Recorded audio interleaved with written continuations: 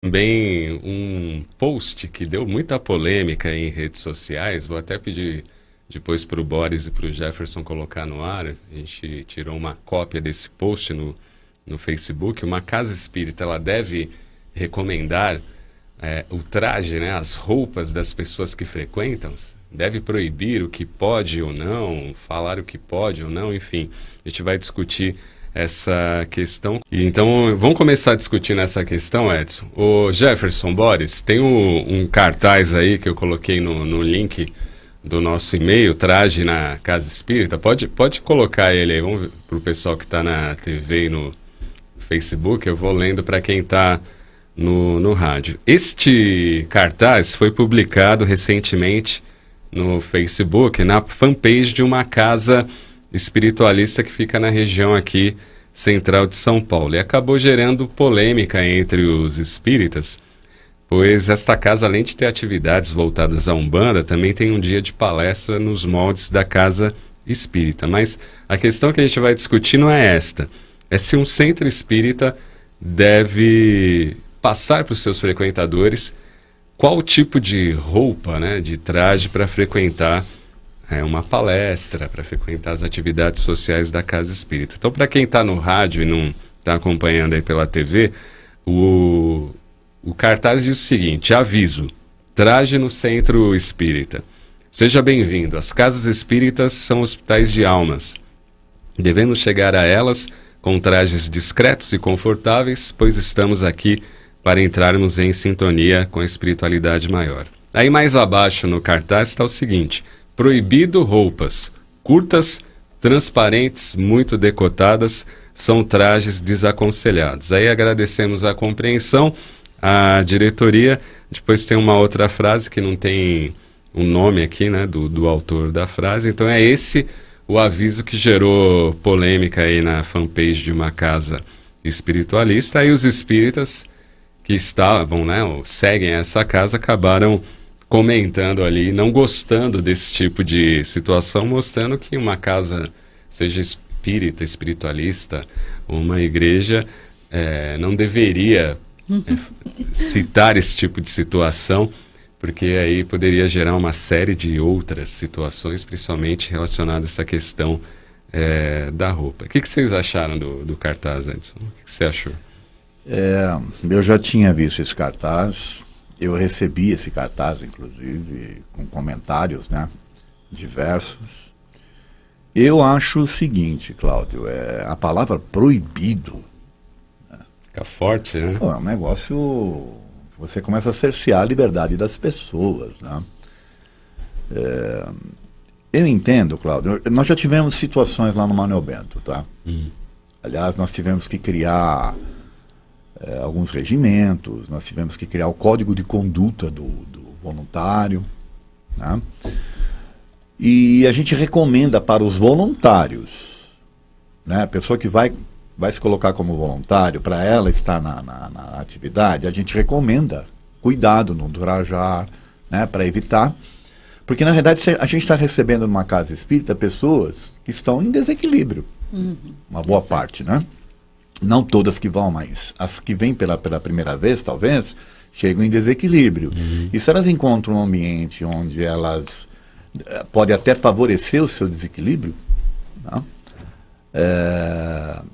Aí seria recomendado, então, que essas pessoas que vão atender público, pelo menos estejam numa situação favorável a não provocar o desequilíbrio. Tá certo? Tem que estar com uma roupa ali, mas não muito chamativa. Na verdade, a grande questão aí, Cláudio, é em relação às mulheres. Elas se sentem, na verdade, perseguidas, né? Porque você não vai recomendar para um homem, você não pode vir com decote, você não pode vir com mini saia, porque o homem não usa esse tipo de roupa, tá certo? Tem uns que estão usando, né, agora. Tudo bem. Tudo bem. Mas a grande questão aí é com relação às mulheres. Porque a própria moda, né, feminina, ela favorece algumas coisas nesse aspecto, né? Eu acho assim, proibir e você colocar um cartaz desse voltado para o público... Já é esquisito. Não, aí é complicadíssimo. Conversar com voluntários, aí eu acho que é favorável. Desde que essa conversa também não seja uma conversa impositiva, seja uma conversa de orientação, uma conversa de esclarecimento das razões. Tá certo?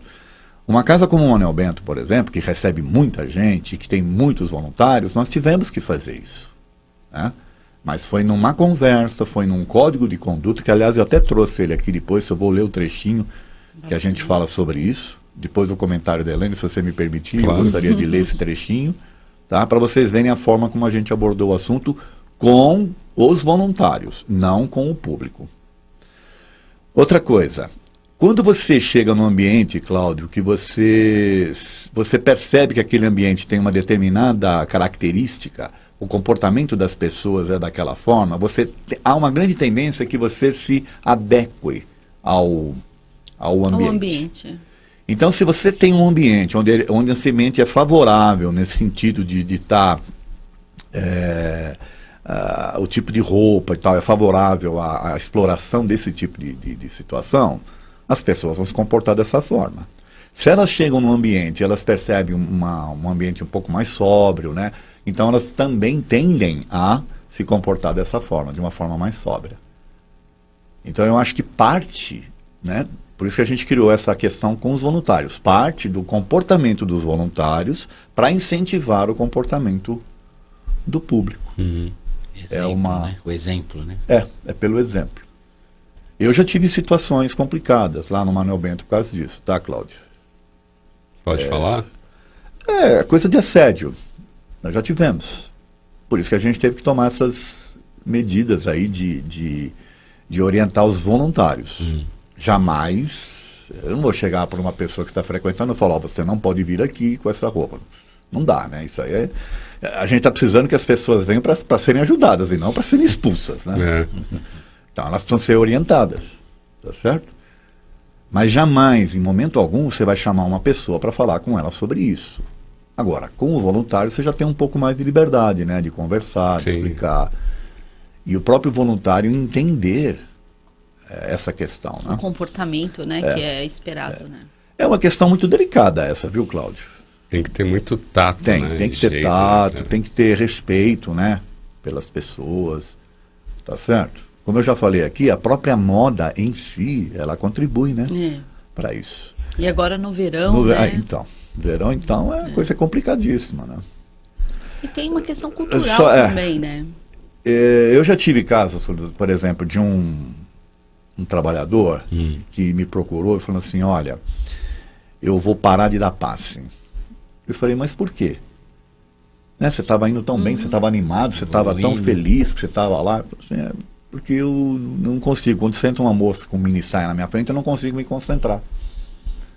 Eu falei, legal, então você descobriu que você vai querer parar de fazer aquilo que você gosta, que você acha que é bom, porque você descobriu que você é um ser humano, é isso? Comum. Porque se espera do espírita que ele seja o quê? Um santo. Né? A pessoa faz um curso de passe e acha que ela já está, né, isenta de ser influenciada por situações. Não, é aí que você tem que trabalhar. Que bacana da parte desse trabalhador, assumir isso, ser né? sincero, porque ele identificou que ele precisa E aí nós conversamos e ele entendeu que, na verdade, ele precisava só fazer um trabalho mental, né, de como se comportar ali, que aquilo não influenciasse ele. Tá certo? Interessante, né? Mas aconteceu. E aí, Elaine, como você vê isso? Uma mulher vê essa questão. Então, é perigoso eu falar. Não, mas assim, o cartaz eu achei que ele teve uma boa intenção, né? Você vê que ele faz uma explicação, faz uma introdução.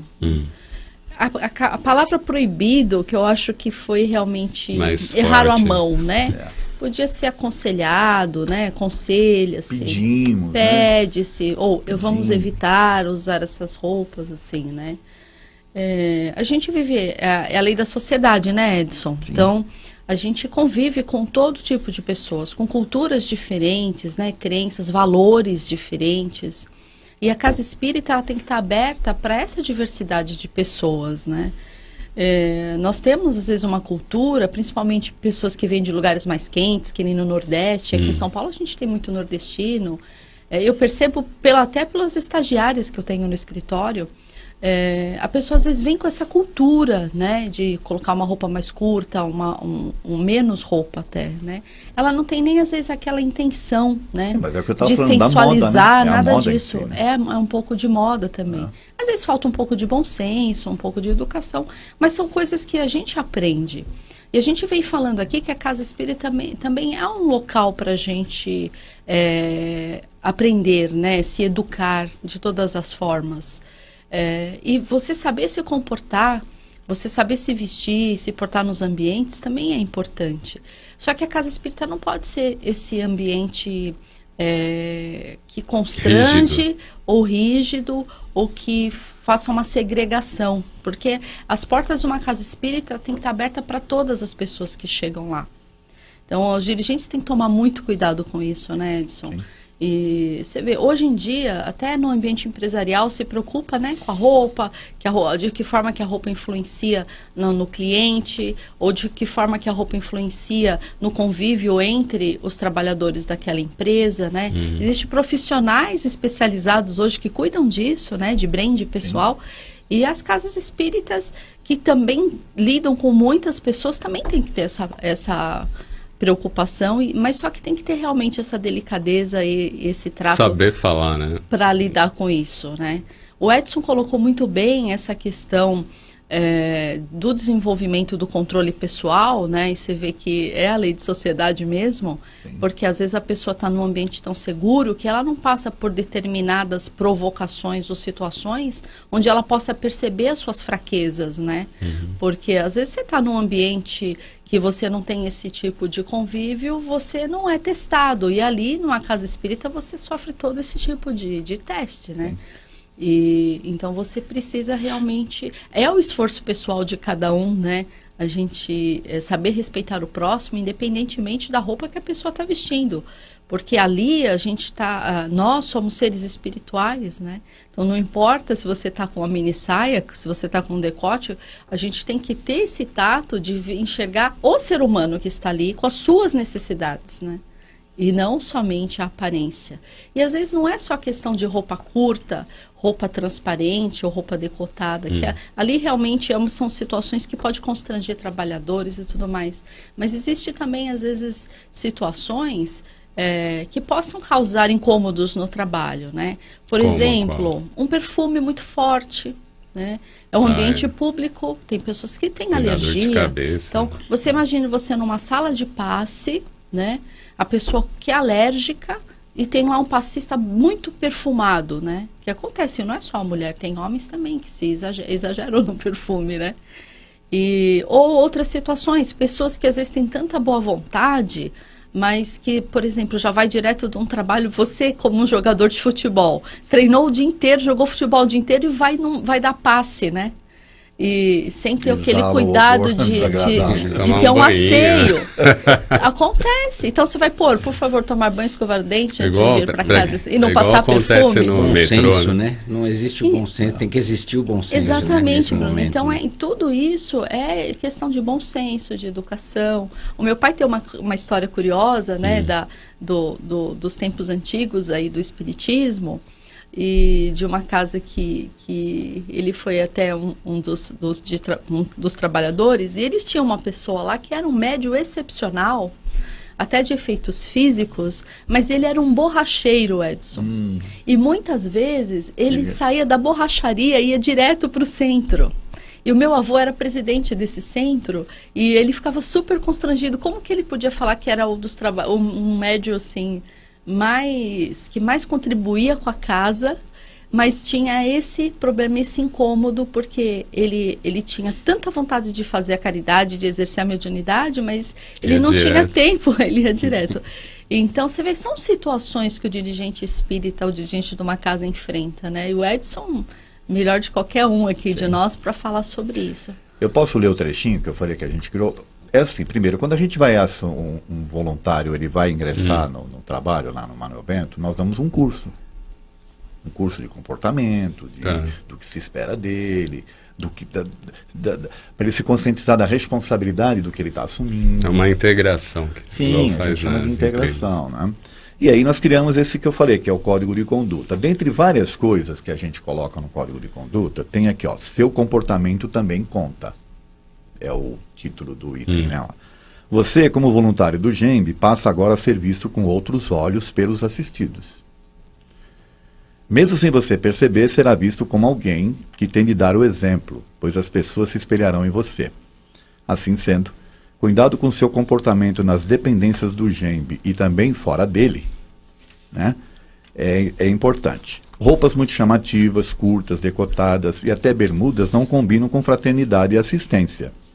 Até nas redes sociais o seu comportamento passa a ser observado. Então, o cuidado com a vinculação ou replicação de mensagens de conteúdo duvidoso, político ou imoral deve ser redobrado. Lembre-se que pela lei de atração, você é responsável pelo que cativa e atrai em sua vida. Muito. Essa é a observação que nós fazemos. E em cima dela a gente conversa. De novo, para o voluntário. Não para o público. Jamais para o público. Tá? Ainda não tivemos que chamar alguém do público para conversar, né? Mas... O que você acha dessa questão, Bruno? Olha, é bem complexa, né? É uma questão bem complexa. Eu acho que o sinal que eles comentaram tem muito o problema da proibição, né? Você proibir as coisas é muito complicado. Agora a gente espera o bom senso das pessoas, né? E você está dentro de uma casa espírita, você vai em busca de ajuda, aquelas pessoas que estão ali para te assistir, para te ajudar, elas são um exemplo, né? Como a gente, como treinador de futebol, é um exemplo, né, para os jogadores, tem que ser um exemplo. Então tem que ter um bom senso para se comportar de uma forma que não agrida as pessoas que estão chegando ali, né? Acho que tudo se resolve conversando, né? Acho que o maior problema hoje em dia, ou a melhor solução, é o diálogo, né? Então, assim, tentar de alguma forma conversar em palestras, em exemplos, eu acho que seria melhor do que um cartaz. É verdade. Já tem pessoal participando aqui pelo facebook.com/TV Mundo Maior. A Aninha Barbosa diz o seguinte: a maioria das pessoas não tem bom senso no vestir, tem que repreender mesmo.